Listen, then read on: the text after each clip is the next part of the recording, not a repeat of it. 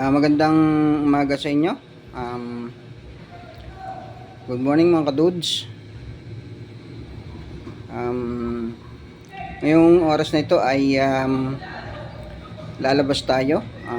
Titingnan natin yung paligid. Okay. At ang sabi kasi ay pumutok daw yung Bulkang Taal at yung medyo nag-ulap yung papawirin. Okay, namuti yung papawirin dito sa amin sa Batangas. So dito sa Balayan ay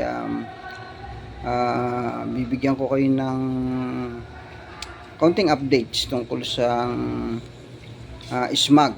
Okay, kung meron ba dito o wala, kung nakarating ba sa Balayan o hindi.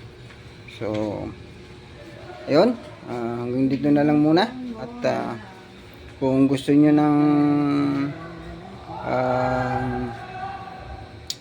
ma-share ko sa inyo kung ano ang nangyari, ay comment down below. Okay, so bye bye.